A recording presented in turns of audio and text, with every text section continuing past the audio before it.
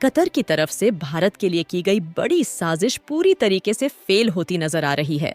जहां कुछ दिन पहले पिछले वीडियो में हमने आपको बताया था कि कतर ने अपनी काफी बड़ी गैस सप्लाई चीन की ओर मोड़ दी है, लेकिन कतर की तरफ से लिया गया ये फैसला सिर्फ उन्हें अपना गैस बेचना नहीं था, बल्कि भारत के लिए एक नई समस्या खड़ा करना था।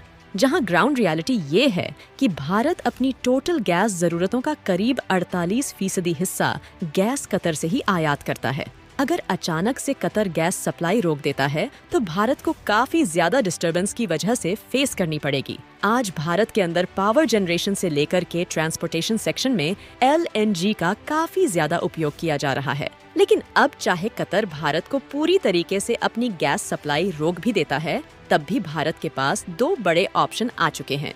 भारत जिस तरह से कतर को सबक सिखा रहा है, उसके लिए इस वीडियो को एक लाइक जरूर करें। साथ ही इसी तरह के और भी नॉलेजेबल वीडियो देखने के लिए चैनल को सब्सक्राइब जरूर करें। मेन खबर को समझने से पहले कुछ बेसिक चीज ज्यादा जरूरी है, जिससे ये खबर पूरी तरीके से आपको समझ में आ जाएगी। असल में बात है, जब रसिया यूक्रेन वॉर शुरू होता है तो रूस के ऊपर अमेरिका सहित यूरोपीय देश सेंसर लगा देते हैं, जिससे रसिया क्रूड ऑयल एंड गैस जो काफी बड़ी अमाउंट में यूरोप के अंदर बेचा जा रहा था, और तभी उनकी सप्लाई रुक जाती है और वहीं रसिया भारत की ओर मुड़ जाता है और भारत को डिस्काउंट पर ऑयल ऑफर कर देता है। भारत भारी मात्रा में रूस से क्रूड ऑयल परचेस करना शुरू कर देता है, लेकिन इस दौरान भारत जिन देशों से पहले बड़ी मात्रा में कच्चा तेल खरीद करता था, अब उनका स्थान नीचे जा चुका था।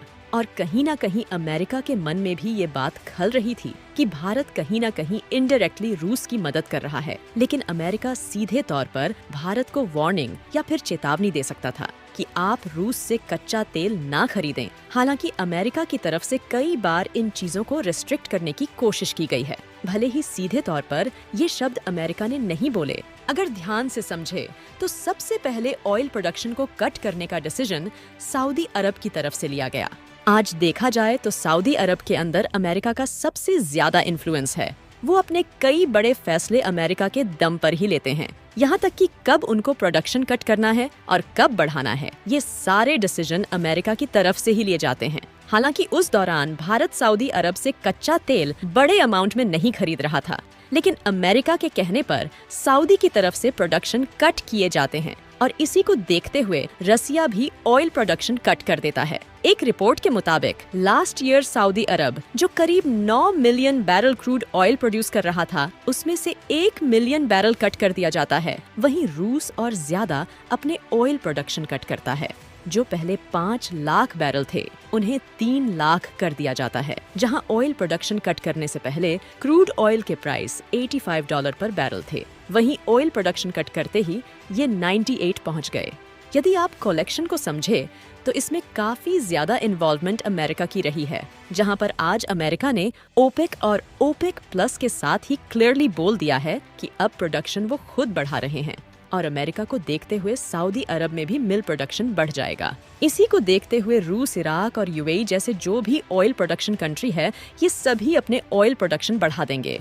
वही मार्केट के अंदर नया प्लेयर्स यानी कि वेनेजुएला भी आ चुका है और इसके कारण क्रूड ऑयल का प्राइस अब और ज्यादा नीचे आने वाला है। एक रिपोर्ट्स के मुताबिक अमेरिका करीब 10% तक अपने ऑयल प्रोडक्शन बढ़ाएगी। वहीं अमेरिका जैसे देशों का क्रूड ऑयल और गैस का प्रोडक्शन बढ़ाने का मतलब ये है कि मार्केट के अंदर प्राइस डाउन होंगे और कतर जैसे देश जो अपनी गैस चीन के अंदर बेचकर काफी बड़ी अमाउंट में प्रॉफिट कमाने वाले थे, अब उस तरीके से प्रॉफिट नहीं कमा पाएंगे। और वेनेजुएला के लिए भारत की तरफ से ग्रीन सिग्नल दिया जा चुका है, जिनके पास बड़ी मात्रा में नेचुरल गैस मौजूद है और भारत उनके साथ तेल खरीदने को लेकर बातचीत शुरू कर रहा है। वहीं अब इराक, मोजाम्बिक और वेनेजुएला के साथ गैस इंपोर्ट करने की कंफर्टेबल डील होने वाली है। पर यदि आप इस पूरी रिपोर्ट को ध्यान से समझे तो यहाँ पर अमेरिका का ऑयल प्रोडक्शन को कट करने और बढ़ाने में काफी बड़ा इन्फ्लुएंस है। इसके अलावा आप में से बहुत कम लोग इस बात को जानते होंगे कि अमेरिका ने भारत के ऊपर साल 2013 में नेशनल ट्रीटमेंट का केस WTO में जाकर के ठोक दिया था। असल में नेशनल ट्रीटमेंट उस प्रक्रिया को कहा जाता है जहां पर कोई भी देश अपनी कंपनियों को बहुत ज्यादा प्राथमिकता देना शुरू कर दें। ऐसा ही कुछ एलिगेशन अमेरिका ने भारत के ऊपर साल 2013 में लगाए थे और अमेरिका का कहना था कि भारत जो भी बड़े बड़े सोलर पैनल और प्रोजेक्ट सेटअप कर रहा है और उसमें उनकी जो डोमेस्टिक कंपनी है वहां से सोलर पैनल का प्रोजेक्ट बहुत ज्यादा किया जा रहा है, क्योंकि अमेरिका भारत के अंदर भारी मात्रा में सोलर पैनल एक्सपोर्ट कर रहा था और इससे कहीं ना कहीं अमेरिका को नुकसान हो रहे थे। लेकिन वक्त ने 360 डिग्री पलटी मार ली है और आज सिचुएशन कुछ ऐसी है कि भारत अमेरिका का सबसे बड़ा सोलर एक्सपोर्टर कंट्रीज बन चुका है। इसके अलावा कई भारतीय कंपनियां हैं जो अमेरिका के अंदर रहकर वहां पर सोलर मैन्युफैक्चरिंग करना शुरू कर चुकी है।